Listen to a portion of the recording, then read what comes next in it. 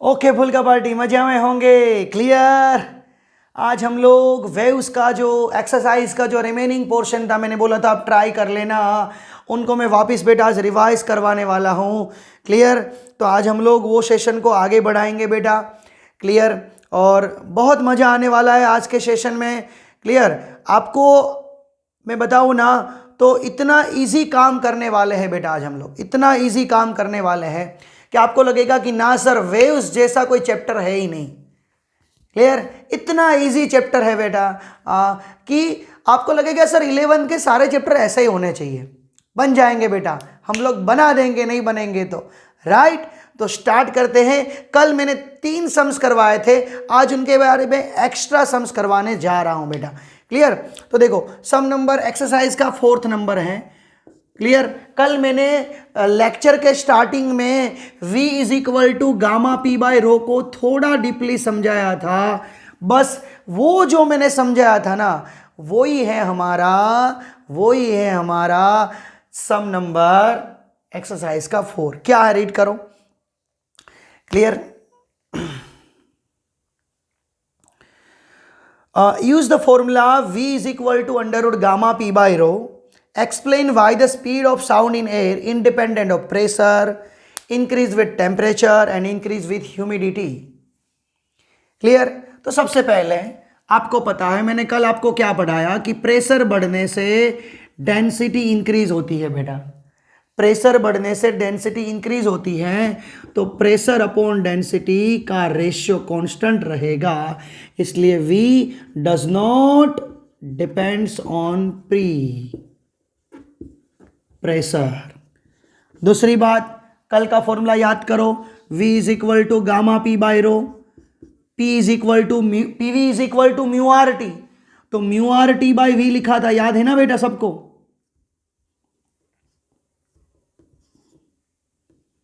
Right. तो इसका formula क्या बना था, mu gamma R T by rho V मतलब M। तो V is directly proportional to the under root T, मतलब टेम्परेचर इंक्रीज करोगे तो ऑब्वियसली वेलोसिटी भी इंक्रीज होगी। क्लियर। दूसरी बात, एक बात याद रखना बेटा, ह्यूमिडिटी आप इंक्रीज करते हो ना, मतलब वेज, एयर के अंदर जब वेज आता है ना तब डेंसिटी डिक्रीज होती है बेटा। तो डेंसिटी जब डिक्रीज होगी ना बेटा, मैंने क्या बोला, ह्यूमिडिटी इंक्रीज होगी तो डेंसिटी डिक्रीज होगी, तो V is inversely proportional to the under root rho. ये डिक्रीज होगी तो वेलोसिटी बेटा इंक्रीज होगी, ये डिक्रीज होगी तो वेलोसिटी बेटा इंक्रीज होगी। तो इससे हम लोगों को ये भी पता चल जाता है कि वेलोसिटी इंक्रीज हुई या बेटा डिक्रीज हुई। क्लियर। तो इतना पोर्शन बेटा लर्न कर लेना, आसान है बेटा, बोले तो आसान है। क्लियर। ओके बेटा। क्लियर। स्क्रीन पॉज करके पूरा लिख लो बेटा। उसके बाद का जो सम है बेटा वो है नंबर 2। क्या है, you have learn that travelling wave in one dimension is represent function of the appear in combination x minus V T या x plus V T, function of x plus और minus V T is the converse true. Examine in the following function for y can possible represent traveling wave। मतलब ये तीनों function है वो travelling wave, travelling मतलब प्रोपोगेसिव, travelling मतलब प्रोपोगेसिव wave है या नहीं है वो प्रूव करना है। तो हमारे पास प्रोपोगेसिव वेव का इक्वेशन क्या था बेटा, याद करते हैं, y is equal to A sine omega T minus K X, और सर ने दूसरा ये भी करवाया था, आपको पता है ना, ओमेगा कॉमन निकाला था, T minus X by V था। मतलब ये जो फंक्शन है T minus X by V, V अब जाए तो वी माइनस 1, या तो एक्स प्लस वी माइनस 1, ये फंक्शन बना, इसको बोलते हैं ट्रैवलिंग वेव। क्लियर। तो पहला इक्वेशन देखो, पहला इक्वेशन, या तो इसको ऐसे भी लिख सकते हो, X V minus 1 minus T, X V minus 1 plus T. Clear. V आना चाहिए, ऐसा है या नहीं है चेक करेंगे। पहला x minus V T whole square, नहीं है, ऐसा है ही नहीं। सेकेंड लोग आया, लोग आता ही नहीं है पहले तो, ये भी नहीं है। थर्ड, 1/x+vt, उसको ऊपर ले जाओ तो x+vt का -1 पावर। नहीं बेटा, ऐसा -1 पावर, यहाँ पे -1 पावर है, +1 पावर है, मतलब ये भी नहीं है।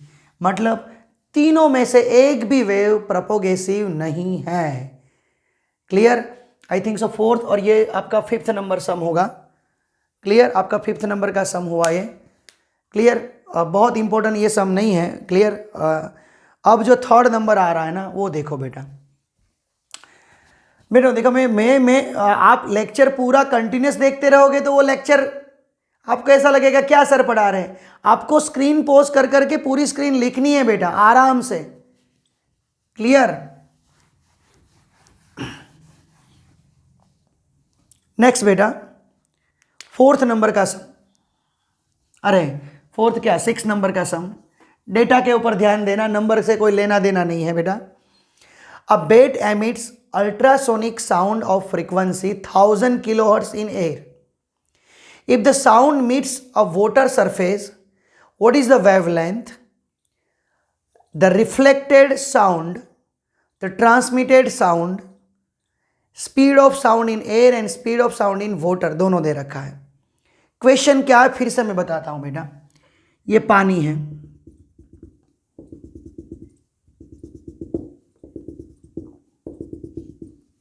राइट?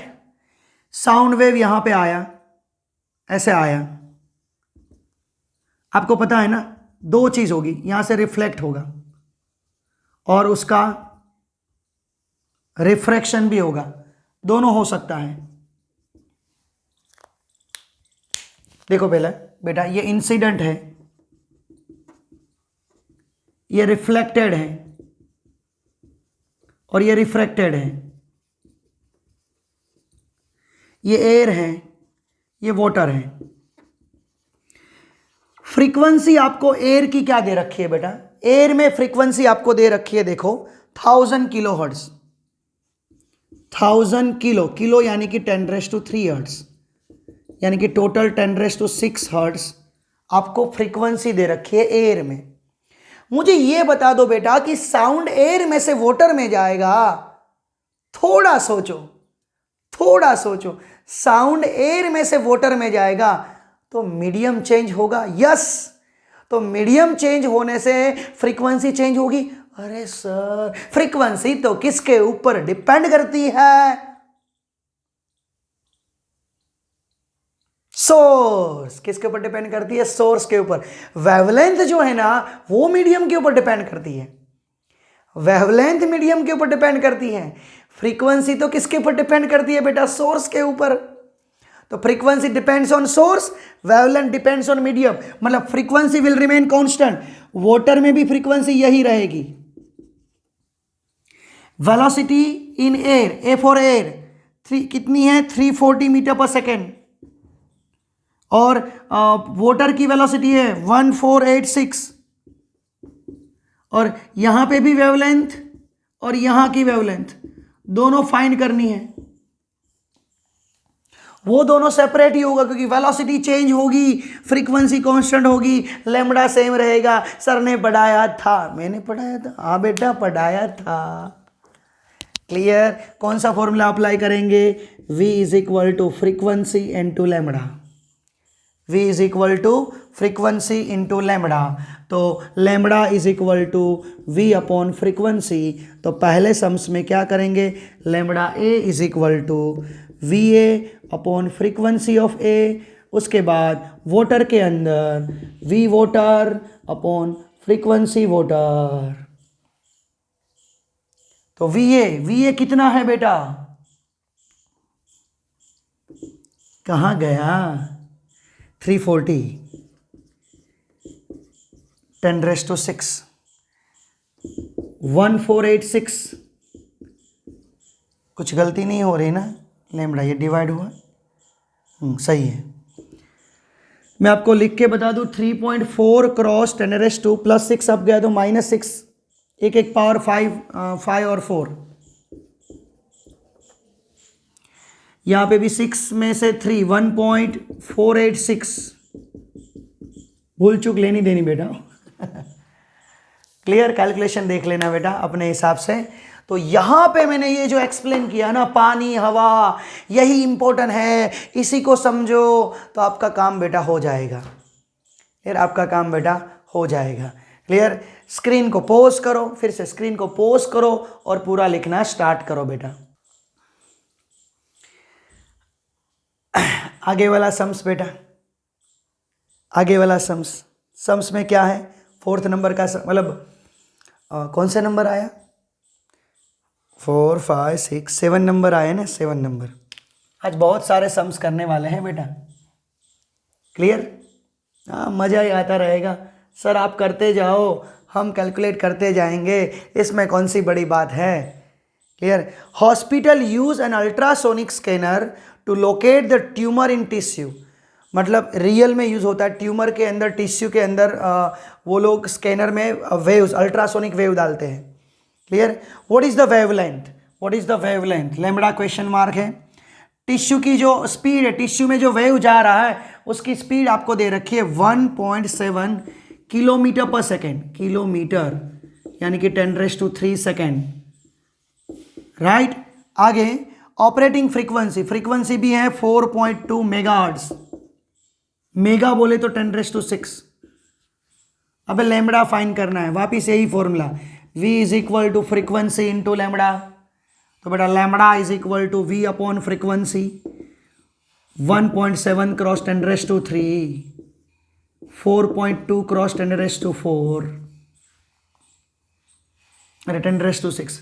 बेटा यही क्वेश्चन नीट में सपोज है तो मैं थोड़ा कैसे कैलकुलेट करूंगा, एग्जैक्ट आंसर नहीं आएगा बेटा, मैच करना, एग्जैक्ट आंसर नहीं आएगा। मैं इसको बना दूंगा 10⁻⁻3, इसको मैं 2 बना दूंगा, इसको मैं 4 बना दूंगा, 2 divided by 4 it's 0.5।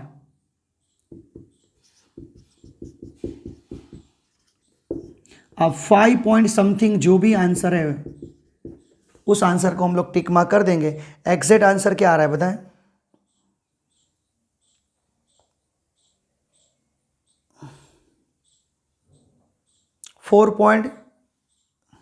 Exact answer क्या आ रहा है 4.047। नजदीक का तो है ना, 4 और 5 नजदीक का है ना, 0.00004 और 0.00005। मैंने हिंट दिया आपको, कैसे किया, 1.7 यानी कि 2 के नजदीक का हुआ, 4.2 मतलब 4 ले लो, इसके अंदर आंसर रहेगा। आई होप समझ पाओगे। क्लियर, ये कैलकुलेशन नहीं है, ये जस्ट राउंड ऑफ कैलकुलेशन है। ओके बेटा, स्क्रीन पॉज कर करके लिखना रखो, लिखना रखो। चलो, सम्स में कुछ नहीं था बेटा, बस देखो मेडिकल वाले v is equal to F lambda use करते हो ना, बायो वाले, पता चला ना नीट में फिजिक्स क्यों आता है, ऐसे ही निकाल देना चाहते हो आप तो फिजिक्स को। A transverse harmonic wave on a string is described y x of t is equal to 3 sin 3060 plus 0.018x plus pi by 4, where x and y are in centimeter and t in second. The positive direction of x is from left to right. It is traveling wave, a stationary wave या traveling wave. It is traveling. What are the speed and direction of its propagation? Clear, बहुत सारे question पूछे हैं। इसके बाद amplitude और frequency find करने के लिए पूछा है, उसके बाद इनिशियल फेज पूछा है, उसके बाद आपको the distance between the 2 successive crest के बारे में भी पूछा है। डर गए बेटा? नहीं, डरना मना है। कैसे काउंट करना है? सबसे पहले कोई बात नहीं, आसान है। क्या बोलो, ये सब आसान है, रियल में आसान है। कैसे? इक्वेशन लिखो, y is equal to 3 sin 3060 plus 0.018x plus pi by 4। लिख लिया इक्वेशन। अब इस इक्वेशन को कंपेयर कर दो डायरेक्टली, a sin t के साथ ओमेगा, x के साथ k, और ये इनिशियल फेज, तो एम्पलीट्यूड है 3। अब y किस में है बेटा? y किस में है? लिखा हुआ है देखो, y किस में है बेटा, सेंटीमीटर में, x और y, तो एम्पलीट्यूड 3 सेंटीमीटर, ओमेगा 36 रेडियन पर सेकेंड, k की वैल्यू 0.018 मीटर नहीं आएगा बेटा, रेडियन पर सेंटीमीटर, इनिशियल फेज π/4, इतना डेटा दिया गया है, मुझे पता नहीं आंसर क्या क्या है। चलो पहला क्वेश्चन क्या है, कौन सा वेव है, ओमेगा टी प्लस के एक्स, मतलब कौन सा वेव हुआ, ट्रैवलिंग वेव, प्रोपोगेसिव वेव, जिसको मैं प्रोपोगेसिव बोलता था, वो ट्रैवलिंग वेव है। पॉजिटिव एक्स डायरेक्शन या नेगेटिव एक्स डायरेक्शन, याद करो, यहां पे पॉजिटिव एक्स आता था तो नेगेटिव एक्स डायरेक्शन लेते थे, नेगेटिव एक्स आता था तो पॉजिटिव एक्स डायरेक्शन लेते थे। ये नेगेटिव एक्स एक्सिस में प्रोपोगेट कर रहा है, उसकी स्पीड फाइंड करनी है बेटा, स्पीड यानी कि v का फॉर्मूला था ओमेगा बाई के, अच्छा वाला फॉर्मूला यही है, याद रखना है, speed of wave omega by के, ओमेगा कितना है 36, के कितना है 0.018, तो 18 ज़ा 2 और 1 2 3 राइट, सेंटीमीटर पर सेकेंड, उसको मीटर पर सेकेंड में करना है तो 20 मीटर पर सेकेंड, आंसर आ गया। 3 क्वेश्चन के आंसर दे दिए। अब बोलो बेटा आसान है या, सर आसान है, ओके बेटा, तो आगे बढ़ो। Clear, what is second question में, व्हाट इज द एम्पलीट्यूड क्या है 3 सेंटीमीटर। क्लियर, दूसरा क्वेश्चन पूछा है फ्रीक्वेंसी क्या है, तो ओमेगा मिल गया ना, तो frequency is equal to omega upon 2 pi, 36 upon 2 pi, तो 18 डिवाइडेड बाई पाई, कैलकुलेशन करना तो सबको आता है बेटा, 5.3732 हर्ट्ज। नेक्स्ट क्वेश्चन क्या पूछा है, पीरियोडिक टाइम पूछा होता तो इसका रेसिप्रोकल कर लेना बेटा। इसके बाद क्वेश्चन क्या पूछा है, इनिशियल फेज, अरे बेटा ये रहा इनिशियल फेज π/4, यहाँ पे कुछ नहीं होता तो 0 डिग्री लेते। उसके बाद का क्वेश्चन देखो, इसके बाद का क्वेश्चन, नेक्स्ट क्वेश्चन क्या पूछा है, clear, what is the least distance between the two successive crests, what is the least distance between, minimum distance between two successive, इसको लैम्बडा, ये समझ में आना चाहिए, लैम्बडा कहां से मिलेगा, k is equal to 2 pi by lambda, तो lambda is equal to 2 pi by K, 2 multiply by 3.14, what is the value of k 0.018। इसका कैलकुलेशन करोगे तो आंसर सेंटीमीटर में आएगा बेटा, क्योंकि k आपका सेंटीमीटर में था, डिवाइडेड बाय 100 करोगे, इसका आंसर आ रहा 348.9 सेंटीमीटर, और डिवाइडेड बाय 100 करोगे तो 3.48 यानी कि 3.49 मीटर, या तो 3.5 भी लिख सकते हो। देखो बेटा क्वेश्चन इतना टफ नहीं था, सब कुछ पूछ लिया इन लोगों ने, कुछ भी बाकी नहीं रखा। कौन से टाइप्स का वेव है, कौन से डायरेक्शन में है, सबसे पहले क्रेस्ट मिल रहा है +3 है तो क्लियर, फ्रीक्वेंसी वेलोसिटी पूछी, एम्पलीट्यूड ओमेगा, फ्रीक्वेंसी से periodic time, initial phase, lambda पूछ लिया, के भी पूछा, सब कुछ पूछ लिया, पूरा सम आ गया बेटा।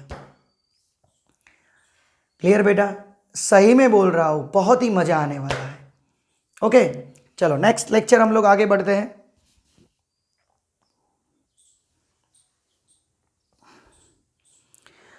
उसी में इन लोगों ने ये पूछा है कि हमारा जो इक्वेशन था y is equal to 3 sin 3060 plus 0.018 x plus π/4, उसमें x की 3 वैल्यू रखनी है, 0, 2 और 4 सेंटीमीटर। तो what are the shape of this graph, कौन सा ग्राफ होगा शेप का, in which except does the oscillation motion is having a wave differ from one point to another, amplitude, frequency या फेज। देखो बेटा क्वेश्चन क्या पूछा है, इनका ग्राफ का शेप क्या होगा, साइन या कोसाइन। दूसरा क्वेश्चन कि इसको ये तीन वैल्यू रखने से बेटा तीनों में से किस में डिफर है, मतलब कौन सी फिजिकल क्वांटिटी अलग अलग है। तो हम लोग क्या करेंगे बेटा, x की वैल्यू 0 रखो बेटा, तो y1 क्या मिलेगा 3 साइन, यहां पे 0 रखो 30/60 प्लस π/4 मिलेगा। अब x की वैल्यू बेटा 2 रखो,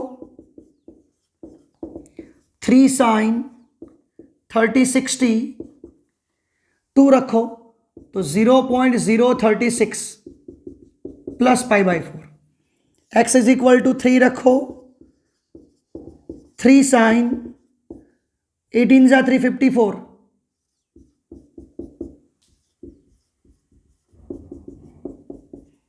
ये आया नहीं 2 नहीं 4 था, तो 4 तो 72 आएगा। देखो बेटा तीनों ग्राफ से एक चीज पता चलती है, क्या, तीनों का एम्पलीट्यूड सेम है। एम्पलीट्यूड सेम है,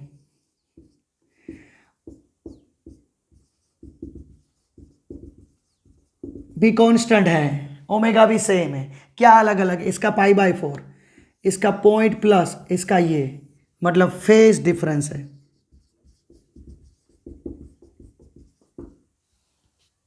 अरे यार सही है ना, हम लोगों ने ये पढ़ा है बेटा कि वेव जैसे आगे बढ़ता है ना तो amplitude and frequency will remain same, only differ एक दूसरे से फेज ही होता है।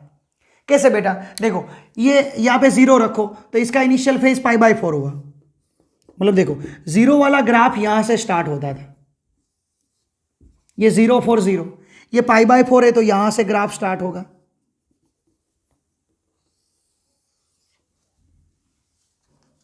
ये y1 का ग्राफ है। दूसरा प्लस है तो थोड़ा ऊपर से स्टार्ट होगा, क्लियर। तीसरा उससे भी प्लस है तो यहां से स्टार्ट होगा, और कुछ नहीं है बेटा। ग्राफ का शेप साइन ही होगा, बट इनिशियल जो है ना वो यहां से स्टार्ट, दूसरा यहां से, तीसरा यहां से स्टार्ट होगा, बस फर्क इतना रहेगा। ये सम कोई काम का नहीं है बेटा, क्लियर। जस्ट फॉर यू हम लोगों को इंफॉर्मेशन क्या देता है कि वेव जब ट्रैवल करता है तब उसका फेस चेंज होता है एक ही मीडियम में। Okay okay, clear, very good. क्या करना है, स्क्रीन को पॉज करो, क्या करना है, स्क्रीन को पॉज करो। ओके बुलकाओ, तो अपने नेक्स्ट, मतलब हम लोग नेक्स्ट सम कर रहे हैं बेटा।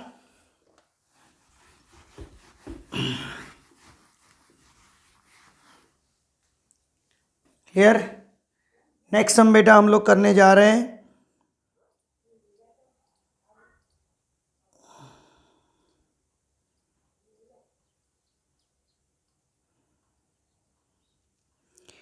एटीन नंबर का, अरे सॉरी, आपका नंबर आएगा 13 नंबर। क्लियर, 13 है ना, 13 आई थिंक सो, जो भी है वो 11 12 13, आई थिंक 13 ही है, 13 या 14 है। मेरे भी यहाँ पे नंबर के सीक्वेंस अलग अलग है बेटा। Clear, for the travelling wave of harmonic, clear, आपको एक इक्वेशन दिया है ऐसा, y is equal to 2 cos 2 pi है ना, वो मैं अंदर 2 पाई यहाँ पे दिया है ऐसे, चलो लिख देता हूँ एक बार, 0.0080x plus 0.35। Clear, x and y in metre दिया है, x and y in metre दिया है। तो मैं इस इक्वेशन को प्रॉपरली बनाने के लिए अंदर मल्टीप्लाई कर देता हूँ, 20 पाई t, 8 2 जा 16, यानी कि 0.016x, 0.016x plus 0.30 into pi तो मल्टीप्लाई करना होगा ना, और 0.35 और 0.7 पाई।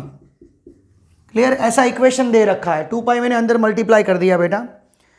X and Y in centimetre, calculate the phase difference between the oscillation motion two successive separate distance 4 metre, 0.5 metre, λ/2 and 3 λ/4। देखो फेज डिफरेंस का हमारे पास एक ही फॉर्मूला है, 2 pi by lambda multiply by path difference, याद आया? फेज डिफरेंस और ये path difference है।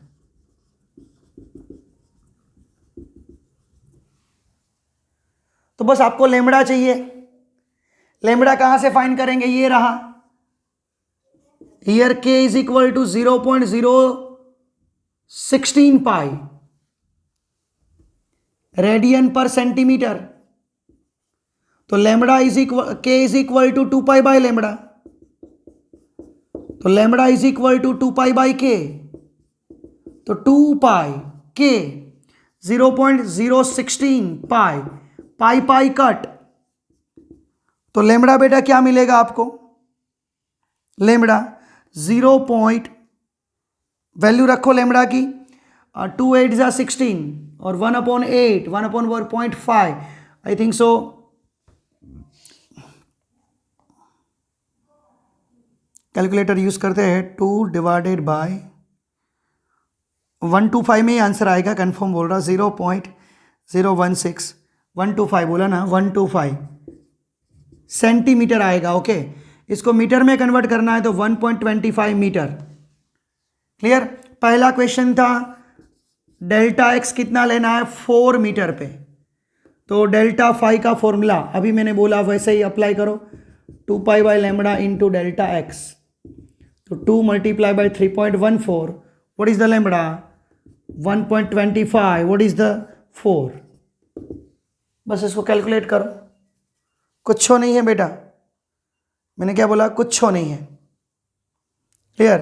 आपका आंसर आएगा 6.4। क्या आंसर आएगा? 6.4। दूसरा क्वेश्चन इन लोगों ने दिया है कितने मीटर पे? 0.5 मीटर। फिर से एक बार फॉर्मूला याद रह जाना चाहिए, 2 multiply by 3.14, what is the lambda? 1.25, what is the delta x? 0.5। इससे आपका आंसर आएगा 0.8 रेडियन। अब तो बहुत इजी है, पार्ट डिफरेंस लेमड़ा बाय 2 है। फिर से delta X is equal to 2 pi by lambda है, फॉर्मूला याद रह जाना चाहिए।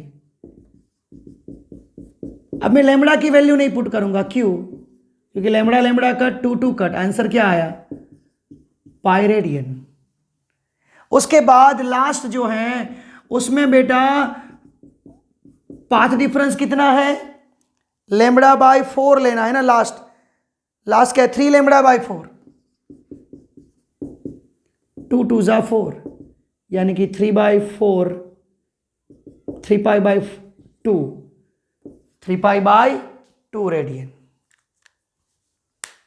किसने बोला गलत बात है? सही बात है, आसान है, करो तो कुछ नहीं है। एक ही फॉर्मूला में वैल्यू पुट करनी है, बस आपको लेमड़ा फाइंड करना था। ये एक्स एंड वाई सेंटीमीटर में बोला, इसलिए मैंने इसको सेंटीमीटर लिया। हमारा जो आंसर आया वो सेंटीमीटर में आया, उसको मैंने मीटर में कन्वर्ट किया, क्योंकि पाथ डिफरेंस यहाँ पे मीटर में था। क्लियर? इसीलिए बेटा। ओके, आई होप आप समझ जाओगे। क्लियर बेटा? चलो बेटा, अब मैं पढ़ाने जा रहा हूँ थोड़ा एक्सरसाइज का सम है बेटा। क्लियर? एक्सरसाइज का सम नंबर 24 निकालो बेटा। मैं आपको बता रहा हूँ 22 और 23 प्लीज़ ट्राई करना, हो जाएगा आपसे। जितना हो सके उतना ट्राई करना। ये एडिशनल एक्सरसाइज है, डिपेंड्स ऑन यू, क्योंकि एडिशनल एक्सरसाइज जनरली एडवांस के लिए ज़्यादा मायने रखती है। फिर भी मैं 24 इसीलिए करवा रहा हूँ क्योंकि ये नीड बेस्ड थोड़ा सम है। क्लियर? नीड बेस्ड 24 एंड 26 है, इसलिए मैं करवा देता हूँ बेटा। क्लियर? तो देखो बेटा, सम में क्या दिया है बेटा 24 में। देखो मैं है ना थोड़ी एक फिगर आपको ड्रॉ करके दे देता हूँ। ऐसी फिगर है कि यहाँ पे एक स्ट्रिंग ऐसे जुड़ी हुई है, स्ट्रिंग, ये स्ट्रिंग है, और यहाँ पे पुल्ली है, और पुल्ली के नीचे एक मास को सस्पेंड किया है। नोट डाउन करना। क्लियर? पूरा जो एक इक्वेशन है आप पूरा रीड करोगे तो डेटा से आपको डेटा मिल जाएगा कि one end of one end of long string which has a mass density यानी कि उसका म्यू दे रखा है 8 क्रॉस 10⁻⁻³ राइट। आगे इस connected electrically driven tuning fork frequency 250-60 hertz. मतलब यहाँ पे बेटा हम लोग इलेक्ट्रिकली फ्रीक्वेंसी इसको प्रोवाइड कर रहे हैं एसी से, तो उसकी जो फ्रीक्वेंसी है वो है 256 हर्ट्ज। आगे पुली के नीचे कितना मास सस्पेंड किया है 90 kg, यानी कि उसका टेंशन फोर्स कितना होगा mg, और 90 मल्टीप्लाई बाई 9.8 करोगे तो करीबन 889 न्यूटन आएगा। क्लियर। उसके बाद बेटा डेटा में क्या दिया है, the pulley absorb the incoming energy reflected waves at the end of the negligible. यहां से जो पूरी एनर्जी आई उसका जो वेव बन रहा है वो यहां तक जा रहा है। Clear. t is equal to 0 condition पे x भी 0 है y भी 0 है, मतलब यहां से इनिशियल में सब कुछ 0 दिया है, मतलब यहां से वेव स्टार्ट हो रहा है। क्लियर। आगे उनका जो एम्पलीट्यूड है बेटा वो एम्पलीट्यूड 5 सेंटीमीटर दे रखा है, उसको मीटर में कन्वर्ट करे तो 0.05 मीटर। आगे write down the transverse displacement y function of x and t, describe the wave on string। मतलब आपको क्या फाइंड करना है, y is equal to a sine omega T minus K X का जो इक्वेशन है ना, a sine omega T minus K X का जो इक्वेशन है ना बेटा, वो इक्वेशन फाइंड करना है। कैसे फाइंड करेंगे sir, a sine omega T minus K X का इक्वेशन फाइंड करना है। तो आपके पास एम्पलीट्यूड है, यस, ओमेगा नहीं है और के नहीं है, तो ओमेगा मिल जाएगा बेटा, कैसे, फ्रीक्वेंसी से।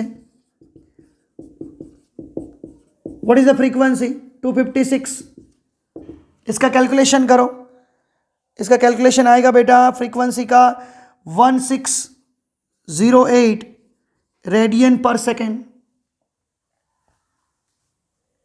अब आपको के चाहिए, तो के लिए लैम्बडा चाहिए, लैम्बडा नहीं है, देखो हिंट देखना, के लिए लैम्बडा चाहिए बट लैम्बडा नहीं है, बट हम लोग कहाँ करेंगे, v is equal to F lambda से लैम्बडा फाइंड कर लेंगे। उसके लिए वेलोसिटी चाहिए, तो वेलोसिटी है कैसे, v is equal to under root T by mu. What is the tension force, tension force क्या था mg, right, mg 9 multiply by 9.8। What is the mu 8 cross 10⁻⁻3। इससे आपको वेलोसिटी मिल जाएगी 332 मीटर पर सेकेंड। अब वेलोसिटी मिल जाएगी तो हम लोग क्या करेंगे बेटा, v is equal to frequency into lambda, तो lambda is equal to v upon frequency 332 divided by 256, ये 1 पॉइंट समथिंग आएगा। इसका आंसर आ रहा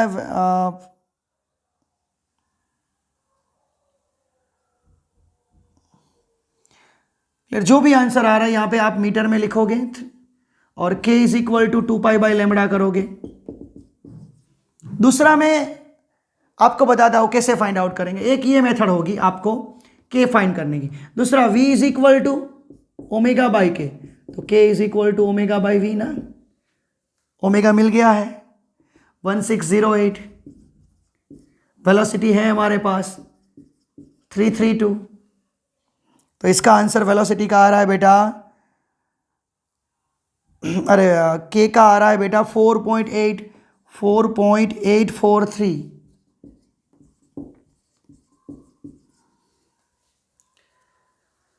क्लियर।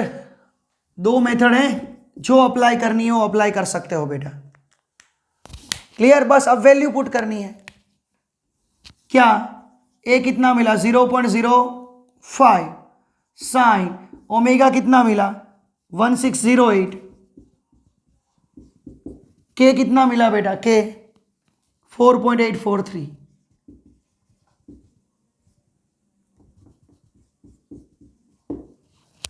बस खत्म सम। ओके। क्या खत्म हुआ? सम खत्म हुआ बेटा। तो इस तरीके से हम लोग कैलकुलेट कर सकते हैं बेटा कि कैसे सम्स किया जाता है। देखो आज के सम इतने टफ नहीं है बेटा, पहले तो इसको स्क्रीन पोस्ट करके पूरा लिख लो, उसके बाद में हम लोग बातें करेंगे। इसमें देखो ये इक्वेशन बनाना था तो एम्पलीट्यूड था और ओमेगा और के चाहिए था, तो ओमेगा मतलब 2π से मैंने ओमेगा फाइंड आउट किया और लेमड़ा से बेटा मैंने के फाइंड आउट किया। ये जो क्वेश्चन मिला ना, क्वेश्चन क्लियर, ये जो मुझे क्वेश्चन मिला उस क्वेश्चन एक बार पहले स्क्रीन पोस्ट करके लिख लो पहला बेटे। ओके, अब बेटा आज और कल जो सम्स किए हैं ना बेटा, अब क्या करो, पूरा एक बार लर्न कर लिया। अब है ना अपनी जो कॉपी है जिसमें आपने सॉल्यूशन लिखा है उसको बंद कर दो और फिर से सारे इलस्ट्रेशन और एक्सरसाइज के सम्स करना स्टार्ट कर दो। आपको कितने आ रहे हैं, कितने आपको आ रहे हैं वो देख लो बेटा। इससे पता क्या चलेगा आपको, इससे पता क्या चलेगा आपको कि आपका कंसेप्ट कितना क्लियर है वो पता चल जाएगा इससे। यार आई होप आप समझ सकते होंगे। क्लियर? लास्ट सम बेटा टुडे 12th नंबर का जो 12th नंबर क्या जो सम है वो इसके बाद का जो अर्थक्वेक वाला सम है ना वो सम करवाने जा रहा हूं। क्लियर? 26 नंबर का सम होगा I think so.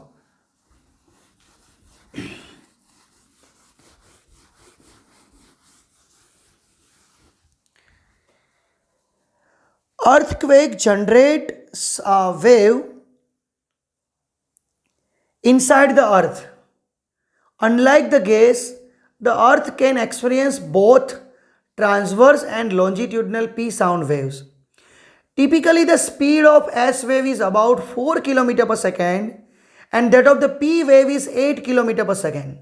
A seismograph records P and S, P for primary, S for secondary waves from an earthquake. The first P wave arrives 4 minutes before the first S wave, मतलब P पहुंचता है उसके बाद में S पहुंचता है, या S पहुंचता है उससे पहले ही P पहुंचता है। Both are meaning same, 4 minute पहले। Assuming that the wave travel in straight line at distance does the earthquake occur? देखो बेटा क्या हुआ बेटा, मैं आपको बताऊं। यहां पे अर्थक्वेक हुआ तो यहां से 2 वेव्स निकले। यहां पे अर्थक्वेक हुआ, 2 वेव्स निकले बेटा, प्राइमरी एंड सेकेंडरी। प्राइमरी की वेलोसिटी थी बेटा, प्राइमरी की 8 किलोमीटर पर सेकेंड, सेकेंडरी की वेलोसिटी थी 4 किलोमीटर पर सेकेंड। क्लियर? ये सिस्मोग्राफ यहां पे इंस्ट्रूमेंट रखा है। तो एपी सेंटर क्या होगा, एपी सेंटर पूछा है कितने डिस्टेंस पे अर्थक्वेक किया, अर्थक्वेक हुआ। ये पहले आया होगा, उसके बाद ये वेव आया। प्राइमरी यानी कि लॉन्जिट्यूडनल वेव है, वो उसकी स्पीड ज़्यादा होती है इसलिए वो पहले पहुंचता है, उसके बाद सेकेंडरी वेव पहुंचता है। एक चीज़ कॉमन है क्या, दोनों ने डिस्टेंस सेम काटा है। देखो मैं सपोज इसका टाइम ले लेता हूं, इसका टाइम,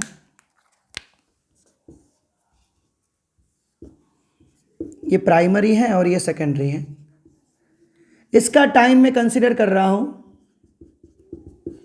t मिनट। तो बेटा इसका टाइम क्या होगा पता है, इसका टाइम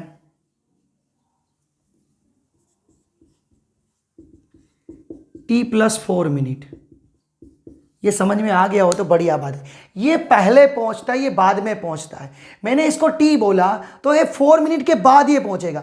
सपोज आप इसको t बोलना चाहते हो ना तो ये t - 4 होगा, इसको t बोलना चाहते हो ना तो ये t - 4 होगा। मीनिंग सेम समझना।